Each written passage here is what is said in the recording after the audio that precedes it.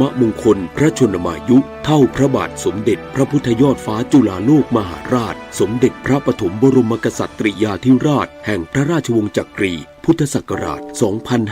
2568 รัฐบาลขอเชิญชวนประชาชนร่วมพิธีสืบพระชะตาหลวงประเพณีมงคลของชาวล้านนาภายในงานพบกับพิธีหอมบุญถวายเจ้าเหนือหัวพิธีแห่ไม้ค้ำโพสาธิตภูมิปัญญาในการจัดเตรียมเครื่องประกอบพิธีกรรมการแสดงศิลปะวัฒนธรรมการละเล่นต่างๆและการสาธิตการ์ดมั่วระหว่างวันที่ 13-20 มกราคม 2568 ณ สวนสรานรมและวัดพระเชตุพนวิมลมังคลาราม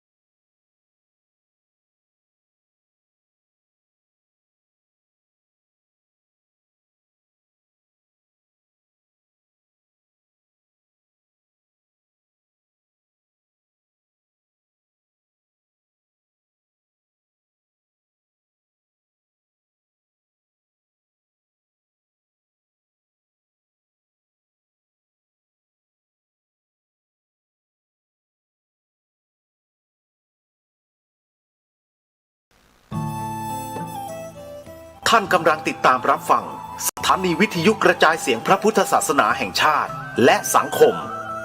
คลื่นเพื่อการศึกษาพระพุทธศาสนาและวัฒนธรรมระบบ FM 104.5 เมกะเฮิรตซ์รายการต่อไปเป็นรายการคดีโลกคดีธรรม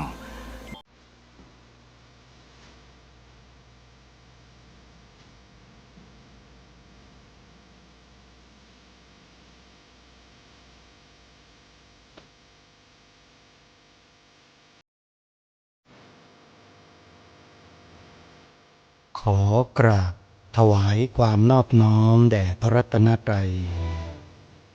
ถวายความเคารพพระมหาเถระพระเถรานุเถระทุกท่านขอความสุขความเจริญในธรรมจงบังเกิดมีแด่ท่านสาธุชน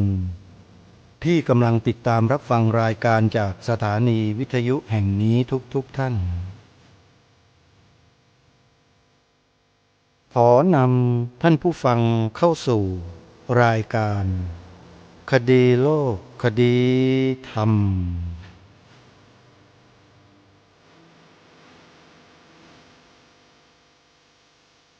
พบกันวันนี้วันแรม2 ค่ำเดือนยี่วันนี้ตรงกับวันพุธที่15 มกราคมพระพุทธศักราช 2568 รายการคดีโลกคดีธรรมมีให้ท่านผู้ฟังติดตามรับฟังกันเป็นประจำทุกวันทางสถานีวิทยุพระพุทธศาสนาแห่งชาติคลื่นต่างๆซึ่งในแต่ละวันนั้นท่านสามารถรับฟังรายการนี้ได้5 ช่วงเวลาโดยสถานีวิทยุต่างๆได้นำออกอากาศต่างเวลากันในแต่ละวันเช่นเวลา 9 นาฬิกาท่านสามารถรับฟังได้ทางสถานีวิทยุวัดหนองกาย ตำบลสันป่ายางอำเภอแม่แตงจังหวัดเชียงใหม่คลื่น FM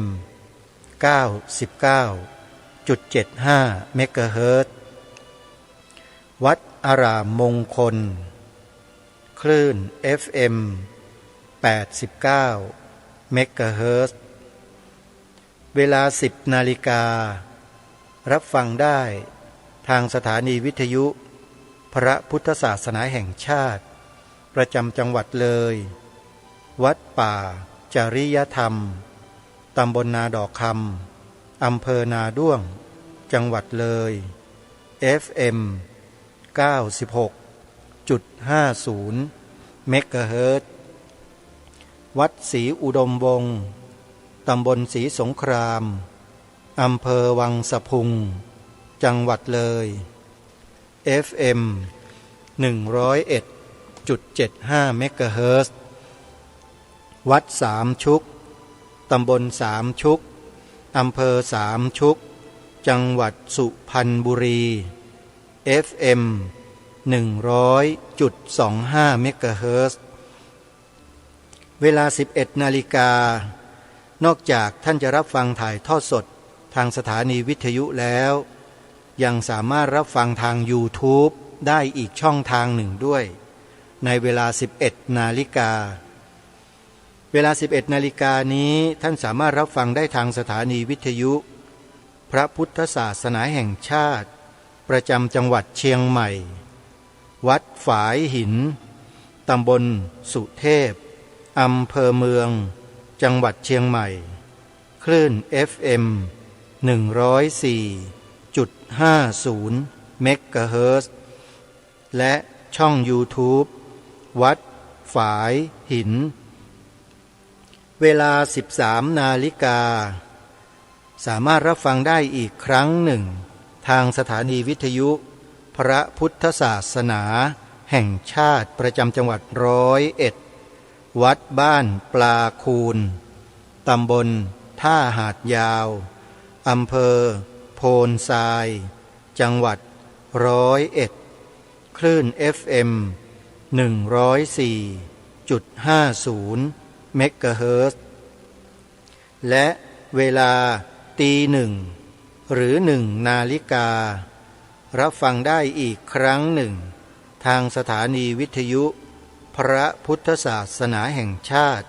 ประจำจังหวัดเชียงใหม่คลื่น FM 104.50 เมกะเฮิรตซ์และสถานีวิทยุต่างๆที่ได้กล่าวมาท่านสามารถรับฟังได้ในที่เดียวกันโดยดาวน์โหลดแอปพลิเคชันที่ชื่อว่าวิทยุพุทธศาสนาทั่วไทยแอปพลิเคชันวิทยุพุทธศาสนาทั่วไทยเป็นแอปพลิเคชันที่รวบรวมสถานีวิทยุพระพุทธศาสนาแห่งชาติในภูมิภาคต่างๆของประเทศไทยไว้ในที่เดียวกันท่านที่สามารถดาวน์โหลดแอปพลิเคชันนี้สำเร็จท่านจะสามารถรับฟังสถานีวิทยุพระพุทธศาสนาที่รวมกันอยู่ในแอปพลิเคชันนี้ได้มากถึง48 สถานีตลอด24 ชั่วโมงท่านพกโทรศัพท์มือถือไปที่ใดในโลกก็สามารถเปิดรับฟังสถานีวิทยุต่างๆดังกล่าวได้นี่คือนวัตกรรมแห่งการศึกษาเรียนรู้ธรรมะโดยความสะดวกซึ่งแอปพลิเคชันนี้ได้พัฒนาขึ้นโดยวัดป่าจริยธรรมวัดป่าจริยธรรมกำลังสร้างมหาอุโบสถหล่อพระประธานประจำมหาอุโบสถซื้อที่ดินเพิ่มเติมให้กับวัดญาติโยมสาธุชนที่จะร่วมบุญท่านสามารถโทรศัพท์เข้าไปสอบถามรายละเอียดเพิ่มเติมได้ที่หมายเลข083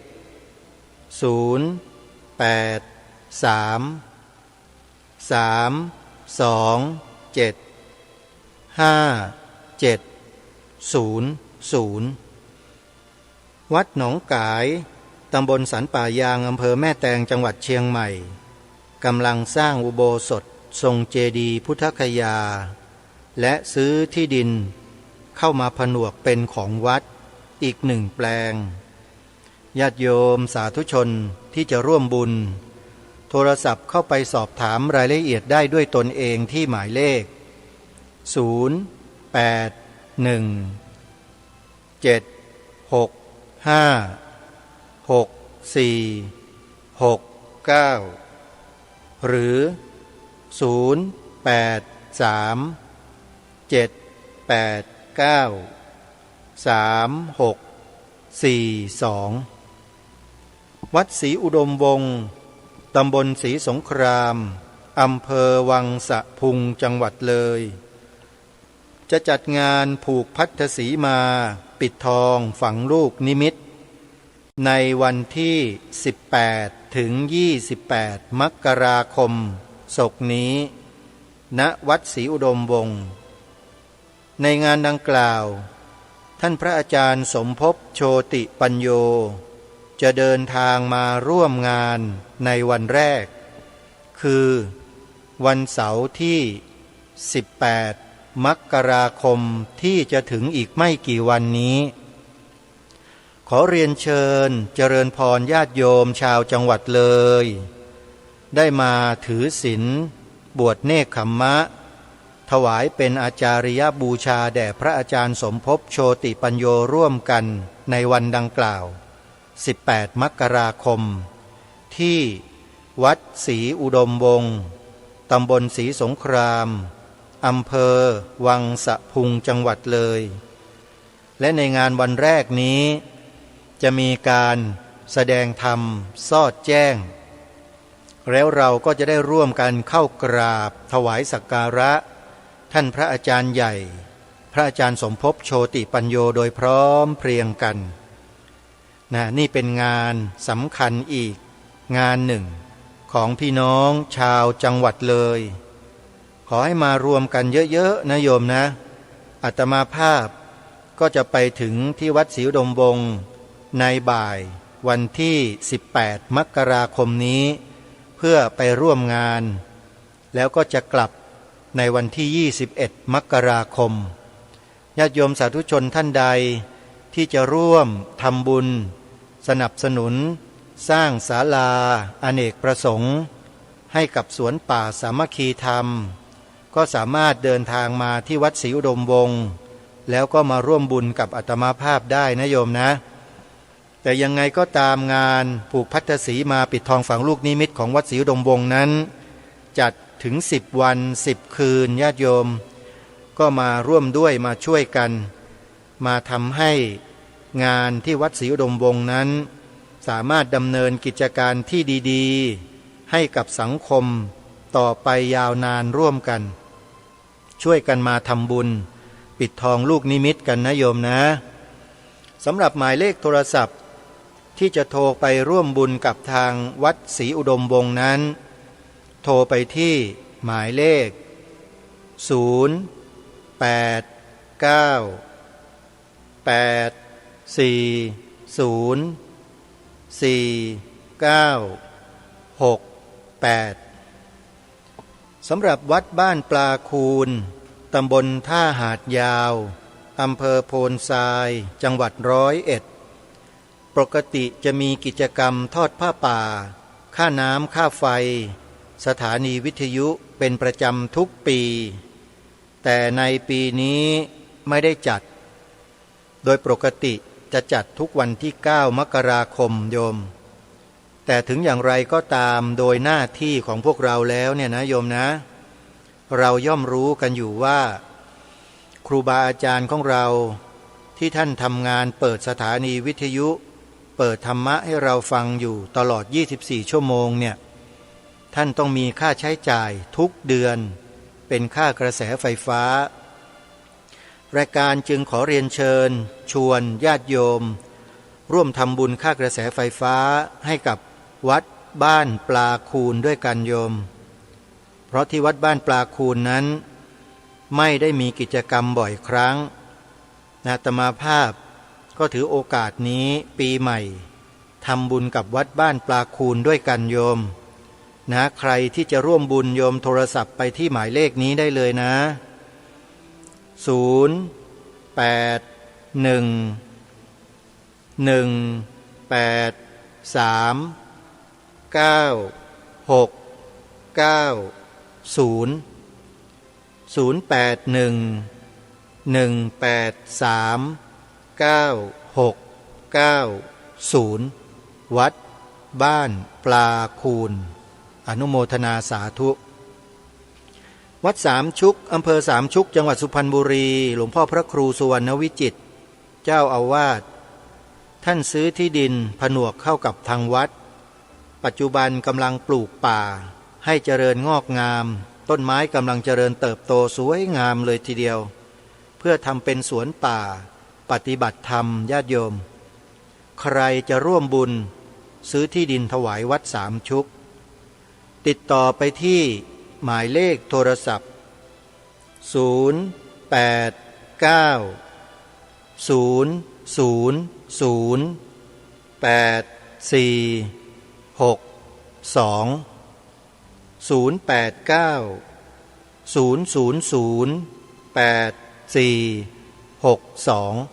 อนุโมทนาบุญทุกท่านสาธุชนผู้ฟังเมื่อวานนี้รัฐบาลพร้อมด้วยประชาชนร่วมกันจัดงานพระราชพิธีสมมงคลที่ยิ่งใหญ่เพื่อเฉลิมพระเกียรติพระบาทสมเด็จพระวชิรเกล้าเจ้าอยู่หัวพระองค์ผู้ทรงพระคุณอันประเสริฐของพวกเราชาวไทยที่ส่วนกลางมณฑลพิธีท้องสนามหลวงหลายท่านได้ติดตามรับชมบรรยากาศผ่านสถานีโทรทัศน์รวมการเฉพาะกิจแห่งประเทศไทยไปบ้างแล้ววันนี้จะมาขอย้ำกับพวกเราอีกครั้งหนึ่งว่าวันสมมงคลนั้นมีความสำคัญอย่างไรมีความหมายอย่างไรทำไมรัฐบาลและประชาชนอย่างพวกเราเนี่ยจะต้องร่วมกันจัดงานในลักษณะเช่นนี้ขึ้นเพื่อเป็นการเฉลิมพระเกียรติพระบาทสมเด็จพระเจ้าอยู่หัวเมื่อวานนี้ตั้งแต่เวลา7 นาฬิกาเป็นต้นไปก็จะมีพิธีทำบุญตักบาตรและในช่วง9 นาฬิกาก็จะมีพิธีเจริญพระพุทธมนต์ของพระสงฆ์จำนวน173 รูปที่ได้กราบอาราธนานิมนต์มาณมณฑลพิธีท้องสนามหลวงและมีกิจกรรมอื่นๆที่หน่วยงานราชการทั้งภาครัฐและเอกชนได้ร่วมกันจัดน้อมเกล้าถวายเป็นพระราชกุศลแด่พระองค์ท่านเพื่อเฉลิมพระเกียรติพระบาทสมเด็จพระเจ้าอยู่หัวในส่วนของต่างจังหวัดที่ศาลากลางจังหวัดทั่วราชอาณาจักรก็ร่วมกันจัดงานดังกล่าวเพื่อเฉลิมพระเกียรติพระบาทสมเด็จพระเจ้าอยู่หัวกันทั่วทั้งแผ่นดินสำหรับกิจกรรมในช่วงเย็นเป็นกิจกรรมพิเศษที่จัดให้มีขึ้นณบริเวณลานหน้าพระบรมราชานุสรณ์พระบาทสมเด็จพระพุทธยอดฟ้าจุฬาโลกมหาราชพระปฐมบรมกษัตริย์แห่งพระราชวงศ์จักรีของเราที่บริเวณสะพานสมเด็จพระพุทธยอดฟ้าจุฬาโลกใกล้กับปากคลองตลาดมีโขนที่กรมศิลปากรได้จัดมาแสดงเพื่อเป็นการถวายเป็นพระราชกุศลแด่พระบาทสมเด็จพระพุทธยอดฟ้าจุฬาโลกมหาราช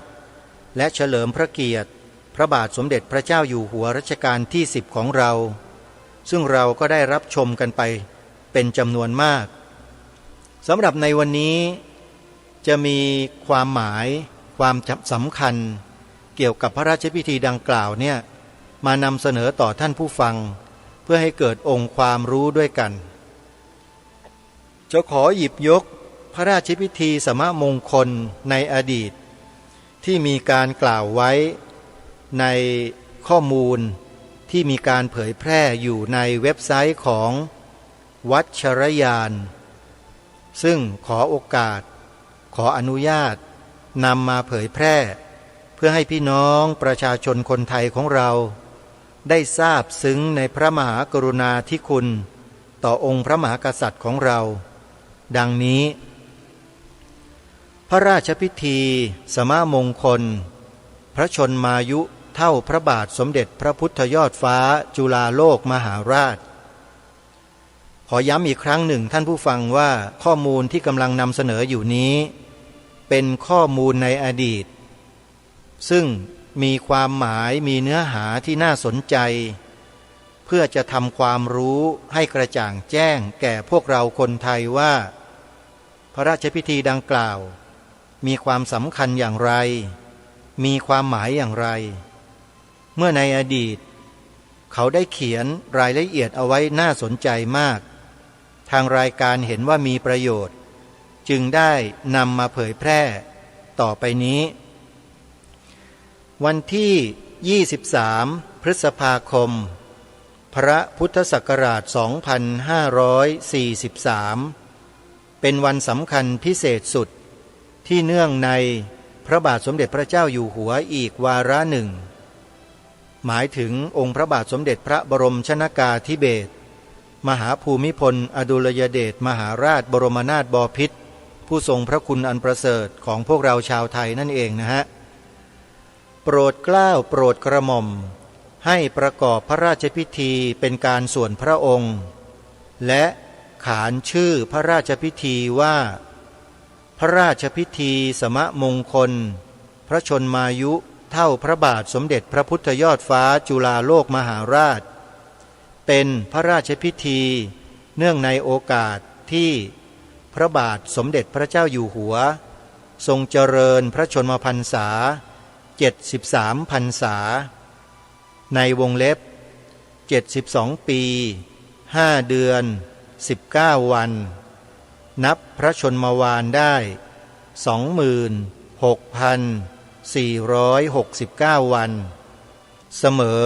พระชนมพรรษาพระบาทสมเด็จพระพุทธยอดฟ้าจุฬาโลกมหาราชดังนั้นวันที่23พฤษภาคมพระพุทธศักราช2543นี้ถือว่ามีความสำคัญเป็นพิเศษด้วยจะถือได้ว่าหลังจากวันนี้ล่วงไปแล้วพระบาทสมเด็จพระเจ้าอยู่หัวจะทรงเป็นพระมหากษัตริย์ไทยที่มีพระชนมพรรษายืนยาวที่สุดในบรรดาพระมหากษัตริย์ที่ปรากฏอยู่ในประวัติศาสตร์ไทยนับตั้งแต่สมัยกรุงสุโขทัยกรุงศรีอยุธยากรุงธนบุรีและกรุงรัตนโกสินทร์สาระสำคัญของพระราชพิธีก็คือพระบาทสมเด็จพระเจ้าอยู่หัวจะทรงบำเพ็ญพระราชกุศลณพระที่นั่งอมรินทร์วินิจฉัยในพระบรมมหาราชวังทรงพระราชอุทิศพระราชกุศลถวายแด่พระบาทสมเด็จพระพุทธยอดฟ้าจุฬาโลกมหาราชขอพระราชทานพระบรมราชานุญาตดำรงรัฐสีมาอาณาจักรเพื่อทรงทำนุบำรุงความสุขให้แก่ประเทศและประชาชนชาวไทยสืบไปโดยกำหนดพระสงฆ์เข้ามาประกอบพิธีจำนวน28รูปเท่าจำนวนปีที่พระบาทสมเด็จพระพุทธยอดฟ้าจุฬาโลกมหาราชทรงครองราชย์คือ28ปีตั้งพระชัยวัดประจำรัชกาลที่1พระพุทธรูปประจำพระชนมวาลรัชกาลที่1และพระชัยวัดประจำรัชกาลที่9และพระพุทธรูปประจำพระชนมวาลรัชกาลที่9เป็นประธานการบำเพ็ญพระราชกุศลถวายแด่สมเด็จพระราชบูรพการีที่ดำรงพระมหากษัตริย์รัชกาลที่ล่วงไปแล้วเป็นราชประเพณีที่ถือปฏิบัติสืบกันมาแต่ช้านานพระมหากษัตริย์แต่ละรัชกาลจะทรงอนุสรณ์คำนึงถึง พระราชกรณียกิจของสมเด็จพระราชบุรพการีในวาระต่างๆเช่นในวันที่ตรงกับการครองราชย์มีทั้งโอกาสที่เวียนมาเป็นครั้งแรกมักเรียกว่าสมมงคลหมายถึงเสมอกันหรือสมภาคาบ้างถ้าเวียนมาเป็นครั้งที่สองก็เรียกว่าทวิภาคาบ้างหรือทวีทาพิเศษบ้างซึ่งจะปรากฏแนวปฏิบัติเกี่ยวกับพระราชพิธีนี้ในรัชสมัยของพระบาทสมเด็จพระเจ้าอยู่หัวรัชกาลที่ 4และรัชกาลที่ 5บ่อยครั้งงานพระราชกุศลนี้คือการทักษิณานุประทานหมายถึงการทำบุญอุทิศส่วนกุศลถวายแด่สมเด็จพระราชบุรพการีที่ล่วงไปแล้วหากแต่ความหมายทั้งปวงคือมุ่งเป็นการสมโภชสิริราชสมบัติเพื่อความสวัสดิมงคลในพระราชอาณาจักรที่มีผลต่อชาติและประชาชนเป็นสำคัญเพราะทรงตั้งสัตยาธิฐานขอพระราชทานพระบรมราชานุญาตดำรงรัฐสีมาอาณาจักรเพื่อบำรุงความสุขให้แก่ประเทศและประชาชนสืบต่อไปเบื้องหน้าพระราชกุศลที่บำเพ็ญถวายแด่สมเด็จพระบรมราชบุรพการีของพระมหากษัตริย์ในพระบรมราชจักรีวงศ์นี้นอกจากโอกาสวันดำรงสิริราชสมบัติเวียนมาพ้องกับวันสำคัญดังที่กล่าวมาแล้วยังมีราชประเพณีที่ทรงถือปฏิบัติในอีกหลายๆวาระและวาระหนึ่งที่สำคัญก็คือวันที่พระชนมพรรษาเวียนไปเสมอเท่ากันและวันที่พระชนมพรรษามากกว่าพระมหากษัตริย์พระองค์ใดพระองค์หนึ่งในรัชกาลที่ล่วงไปแล้วด้วยเป็นภาพลักษณ์ที่แสดงวัฒนธรรมที่ดีงามของพระมหากษัตริย์ของชาติไทยในการที่ทรงสร้างแบบอย่างความกตัญญูกตเวทิตาแสดงความเคารพรำลึกถึงบรรพชนปู่ย่าตายายที่ประกอบคุณความดีไว้แก่บ้านเมืองให้ราษฎรยึดถือเป็นแบบแผนดังเช่นในรัชกาลปัจจุบันพระบาทสมเด็จพระเจ้าอยู่หัวได้ทรงบำเพ็ญพระราชกุศลนานาประการสม่ำเสมอเป็นการส่วนพระองค์ตลอดมาตัวอย่างเช่นพระราชพิธีบำเพ็ญพระราชกุศลพระชนมายุเสมอสมเด็จพระราชบิดาเมื่อพระชนมพรรษา38พรรษาวันที่29สิงหาคมพระพุทธศักราช2508พระราชพิธีทรงบำเพ็ญพระราชกุศลเสมอสมเด็จพระบรมอัยกาธิราชพระบาทสมเด็จพระจุลจอมเกล้าเจ้าอยู่หัวพระชนมพรรษา57ปี33วันเมื่อวันที่7มกราคมพระพุทธศักราช2528พระราชพิธีสมมงคลพระชนมายุ64พรรษาเสมอสมเด็จพระบรมปิตามหัยยกาธิราชพระบาทสมเด็จพระจอมเกล้าเจ้าอยู่หัวเสมอพระชนมวาล 23,260 วันเมื่อวันที่18พฤศจิกายนพระพุทธศักราช2534เป็นต้นฉะนั้นวันที่23พฤษภาคมพระพุทธศักราช2543ที่พระบาทสมเด็จพระเจ้าอยู่หัวจะทรงเจริญพระชนมพรรษาเสมอพระบาทสมเด็จพระพุทธยอดฟ้าจุฬาโลกมหาราชและจะทรงมีพระชนมพรรษายาวนานที่สุดในบรรดาพระมหากษัตริย์ในประวัติศาสตร์ของชาติไทยนั้นรัฐบาล ได้สำนึกในพระมหากรุณาธิคุณเป็นล้นพ้นจึงได้แต่งตั้งคณะกรรมการอำนวยการจัดงานหรือกิจกรรมเนื่องในวโรกาสสำคัญในพระพุทธศักราช 2543 เพื่อดำเนินกิจกรรมในการพระราชพิธีสมมงคลพระชนมายุเท่าพระบาทสมเด็จพระพุทธยอดฟ้าจุฬาโลกมหาราชมีการจัดกิจกรรมสมโภชของฝ่ายรัฐบาลและเอกชนณบริเวณท้องสนามหลวงในวันที่ 23 พฤษภาคม พระพุทธศักราช 2543 และสร้างสิ่งอนุสรณ์โดยการบูรณะปฏิสังขรณ์วัดสุวรรณดารารามจังหวัดพระนครศรีอยุธยาเป็นพระอารามหลวงที่พระปฐมบรมมหาชนกต้นพระบรมราชจักรีวงศ์ทรงสร้างไว้ในปลายรัชสมัยของกรุงศรีอยุธยาให้สง่างามเฉลิมพระเกียรติในมหามงคลนี้นอกจากนั้นจะได้สร้างหนังสือที่เกี่ยวข้องกับรัชกาลทั้งสองขึ้นเผยแพร่ต่อไปพระบาทสมเด็จพระพุทธยอดฟ้าจุฬาโลกมหาราชพระปฐมบรมราชจักรีวงศ์พระนามเดิมว่าด้วงพระราชสมภพในรัชกาลสมเด็จพระเจ้าอยู่หัวบรมโกศเมื่อวันพุธเดือน4 แรม 5 ค่ำปีมะโรงตรงกับวันที่ 20 มีนาคมพระพุทธศักราช 2279 เมื่อพระชันษา 46 พรรษาทรงรับอัญเชิญจากบรรดาขุนนางข้าราชการเสด็จขึ้นเถลิงถวัลย์ราชสมบัติเมื่อวันเสาร์เดือน 5 แรม 9 ค่ำปีขาน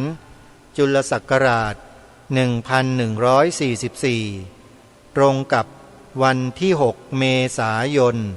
พระพุทธศักราช 2325 เสด็จผ่านพิภพปราบดาพิเศษกเมื่อวันจันทร์เดือน 8 ขึ้น1 ค่ำปีขานจัตวาสกจุลศักราช 1144 ตรงกับวันที่ 10 มิถุนายนพระพุทธศักราช 2325 เมื่อทรงครองราชย์แล้วโปรดให้ย้ายราชธานีจากฝั่งตะวันตกของแม่น้ำเจ้าพระยามาสร้างใหม่ยังฝั่งตรงข้ามในวันที่ 8 เมษายนพระพุทธศักราช 2325 ด้วยเป็นชัยภูมิทางยุทธศาสตร์ที่มั่นคงและสามารถขยายเมืองออกไปได้กว้างขวางวันที่ 21 เมษายนพระพุทธศักราช 2325 ประกอบพระราชพิธี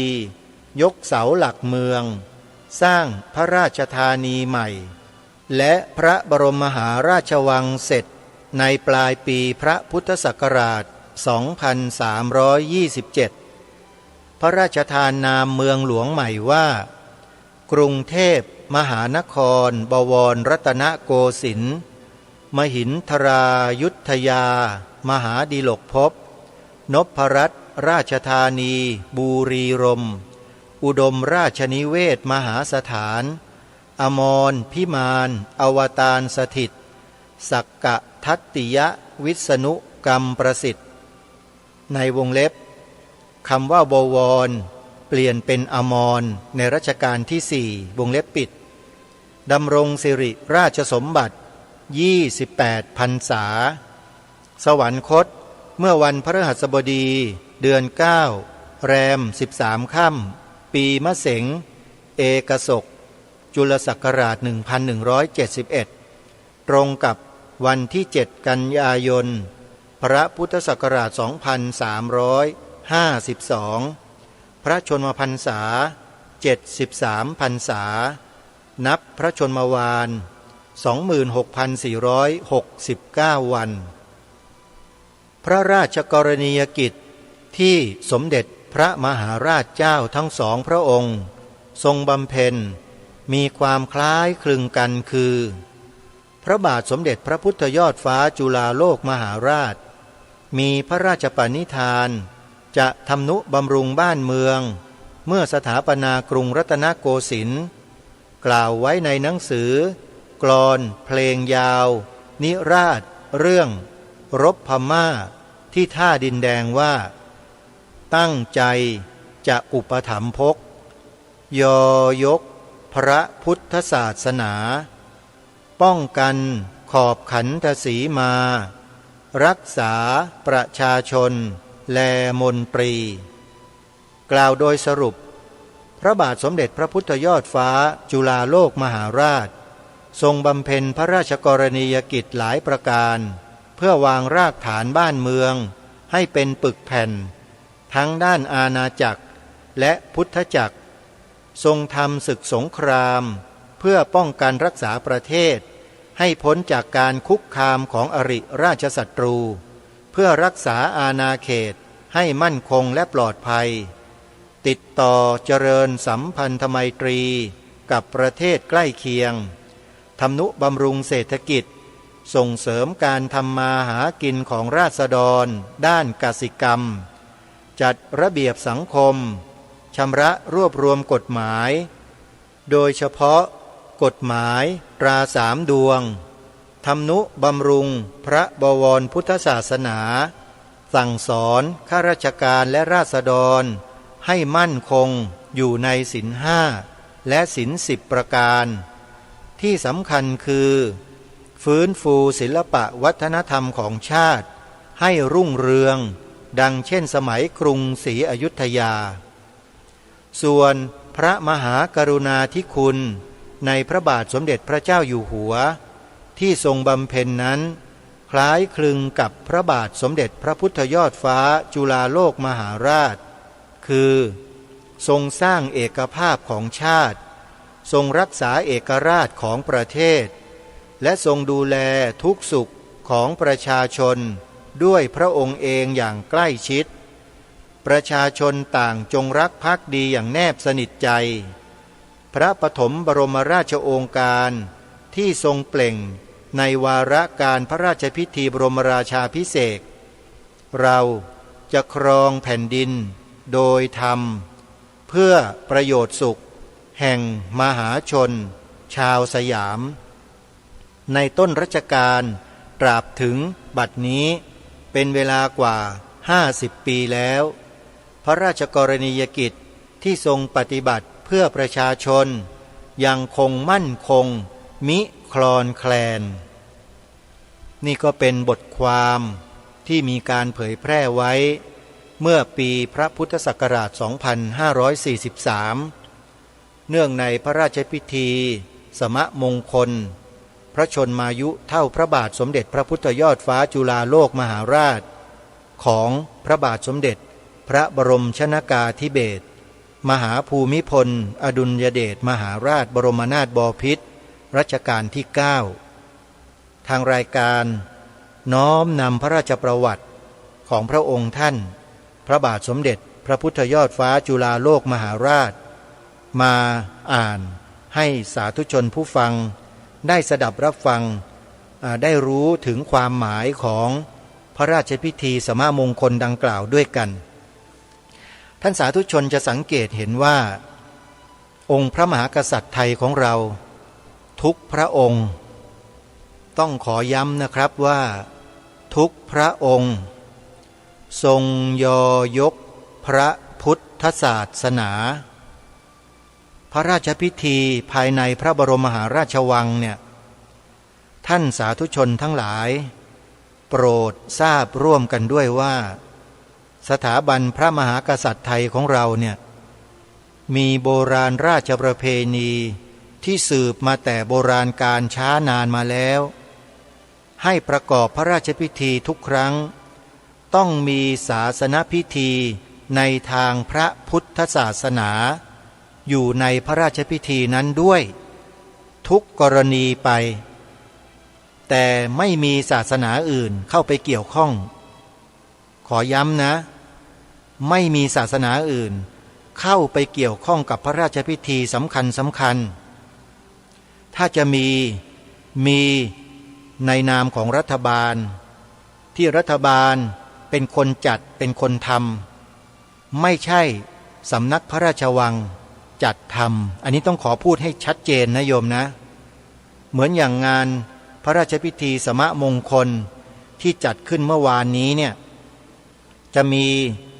ศาสนิกของต่างศาสนาคือศาสนาคริสต์อิสลามพราหมณ์ฮินดูศาสนาซิกเข้ามาร่วมประกอบกิจกรรมเฉลิมพระเกียรติเนี่ยอันนี้เป็นเรื่องของรัฐบาลเป็นคนจัดเป็นคนทำไม่ใช่สำนักพระราชวังนะอย่าเข้าใจกันผิดนะโยมโบราณราชประเพณีจะต้องสืบสารรักษาต่อยอดเอาไว้ให้ถูกต้องตรงตามโบราณราชประเพณีทุกอย่างจะนำสิ่งอื่นสิ่งใดที่ไม่ใช่โบราณราชประเพณีได้กำหนดไว้นั้นเข้ามาปะปนไม่ได้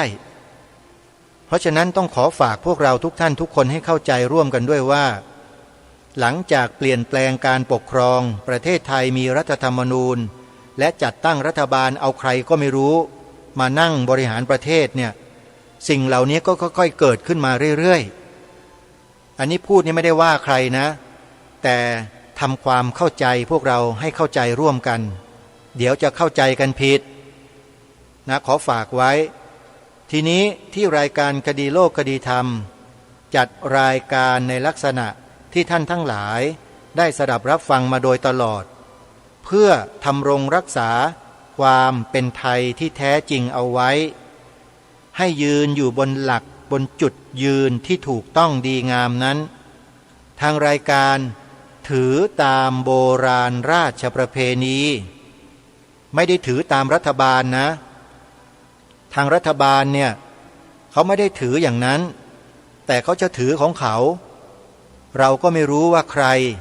มาเป็นรัฐบาลแล้วก็มากำหนดอะไรๆเหล่านี้ขึ้นมาไม่ทราบ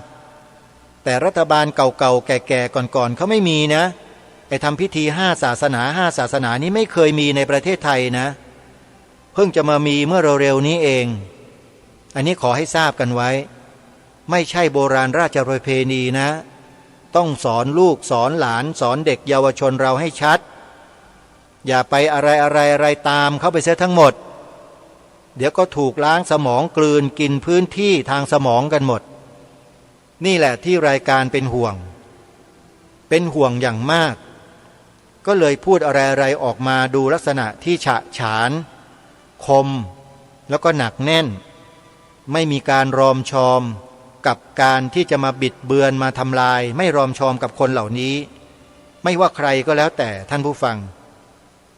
ประเทศไทยเรานั้นจะต้องยืนตามหลักที่โบราณราชประเพณีได้สืบสารรักษาต่อยอดกันมาให้หนักแน่นและมั่นคงเท่านั้นจะเป็นอย่างอื่นไม่ได้จึงขอฝากพวกเราพี่น้องคนไทยเราทุกท่านทุกคนว่าโบราณราชประเพณีพระราชพิธีที่สำนักพระราชวังได้กำหนดขึ้นมีขึ้นนั้นเราต้องศึกษาเรียนรู้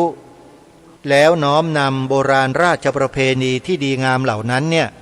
มาถือปฏิบัติให้เป็นแบบแผนแบบอย่างอันเดียวกันให้ต่อเนื่อง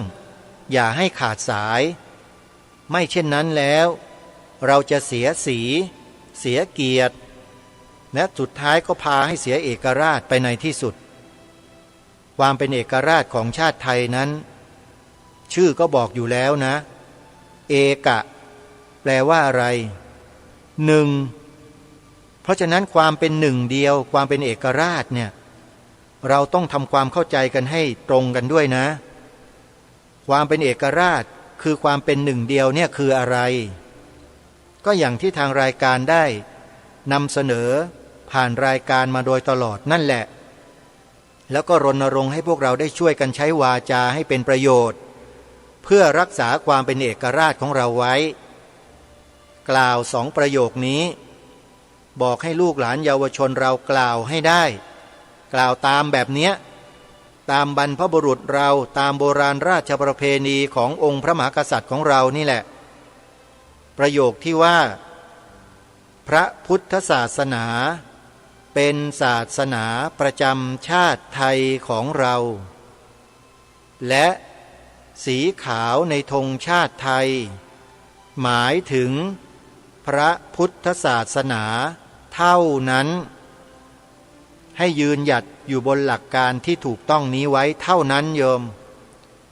ฝ่ายรัฐบาลเขาจะมาเปลี่ยนแปลงมาบิดเบือนด้วยเอกสารหลักฐานอะไรที่ผ่านมาก็ตามเมื่อเรารู้แล้วเราก็อย่าไปตามเขาตามทำไมนักการเมืองอะโยมก็รู้กันอยู่ใช่ไหมนักการเมืองในประเทศไทยเราอะเป็นยังไงกันอันนี้ไม่ได้ไปพูดนะไม่ได้พูดแต่ทุกท่านก็ทราบดีอยู่แล้วว่านักการเมืองในประเทศไทยเราเป็นอย่างไรเมื่อมาจัดตั้งเป็นรัฐบาลแล้วเขาทำอะไรกับโบราณราชประเพณีจารีตประเพณีวัฒนธรรมของชาติบ้านเมืองทุกท่านก็ทราบดีกันอยู่แล้วทางรายการจึงมาย้ำบอกกับพวกเราว่าอย่าไปคล้อยตามคนเหล่านั้นให้ยืนหยัดอยู่บนจารีตประเพณีขององค์พระมหากษัตริย์พระราชบุพการีของคนไทยของเราเหมือนอย่างพระราชพิธีสมมงคลเป็นต้นเห็นไหมฮะทรงกระทำเป็นแบบอย่างให้พวกเราคนไทยดำเนินรอยตามอันนี้ชัดเจนมากเลยเห็นไหมวัฒนธรรมจารีตประเพณีทั้งหลายทั้งปวงที่เราจัดเราทำกันอยู่ทั่วบ้านทั่วเมืองเนี่ยให้พวกเราทราบกันไว้ด้วยว่าเรานำมาจากราชสำนักทั้งนั้นเลยดำเนินรอยตามพระองค์ท่านมาตั้งแต่ครั้งกรุงสุโขทัยกรุงศรีอยุธยากรุงธนบุรีกรุงรัตนโกสินทร์และทุกๆกรุงทุกๆราชอาณาจักรต่อไปในอนาคตเราก็ต้องรักษาสิ่งนี้ไว้ใครจะว่าไงก็ช่างใครจะเชื่อรัฐบาลก็ไม่ว่าอะไรแต่อย่ามาแตะต้องความเป็นไทยของเราให้เสียสีก็แล้วกันเราขอแค่นี้พอนี่พูดในฐานะคนไทยนะลูกหลานไทยไม่ใช่ทาสถ้าพวกเป็นทาสเนี่ยก็จะห่อหกตามเข้าไปแต่คนที่รักความเป็นเอกราชของชาติเนี่ยจะไม่ตามสิ่งเหล่านั้นจะยืนหยัดอยู่บนความถูกต้องความดีงามอยู่บนหลักของจารีตประเพณีอันดีงามของชนชาติของเราโดยถือตามพระราชบรรพบุรุษไทยของเรามีองค์บูรพมหากษัตริยาธิราชเจ้าของเราเป็นต้นเดินตามนี้แล้วรับรองได้ไม่ผิดเลยรายการนี้ดำเนินรอยตามเบื้องพระยุคลบาทโดยประการเดียวไม่ตามคนอื่นในที่นี้ก็คือที่กล่าวไปเมื่อสักครู่นี้ใครก็ไม่รู้มาดำรงตำแหน่งแล้วมากระทำอะไรต่อมีอะไรกับโบราณราชประเพณีของพวกเราชาวไทยเนี่ยไม่ตามไงเมื่อไม่ตามแล้วเมื่อรู้ข้อมูลก็นำมาบอกกับพวกเราให้พวกเรารู้ตัวว่าเราอย่าไปเพลี่ยงพล้ำให้กับคนเหล่านั้นนะนี่คือสิ่งที่ทางรายการทำมาโดยตลอดไม่ได้ด่าใครไม่ได้กล่าวร้ายใครไม่ได้ทำร้ายใครทั้งนั้นแต่ยืนหยัดอยู่บนความถูกต้องของชาติบ้านเมืองเพื่อทำรงความเป็นเอกราชนครนี้ไว้เท่านั้น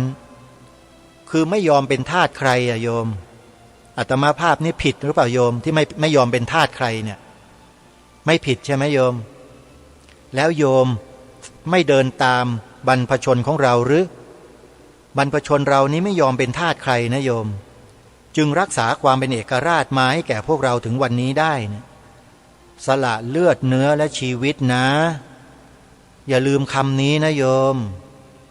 บรรพบุรุษเราเนี่ยสละเลือดเนื้อและชีวิตนะโยมเราก็ต้องสละเลือดเนื้อและชีวิต รักษาสิ่งที่ถูกต้องของบรรพชนเอาไว้สิทำอย่างที่รายการคดีโลกคดีธรรมทำอยู่นี่แหละโยม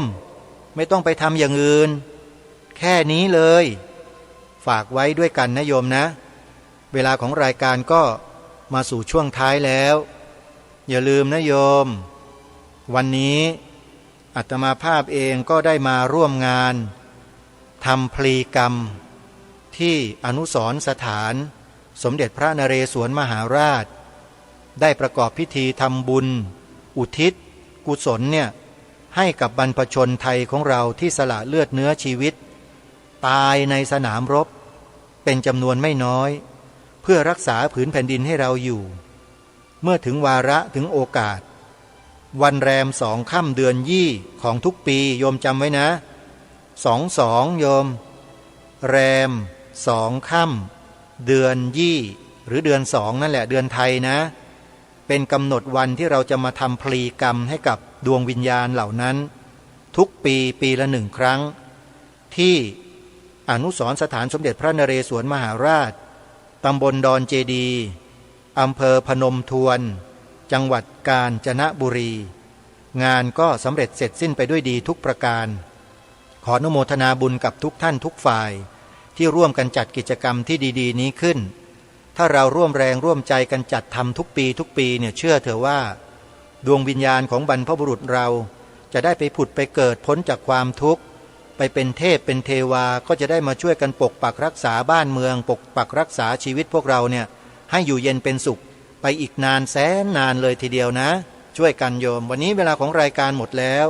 อาตมาภาพต้องขอสมมุติยุติรายการไว้แต่เพียงเท่านี้ก่อนพบกับรายการได้ใหม่ในวันต่อไป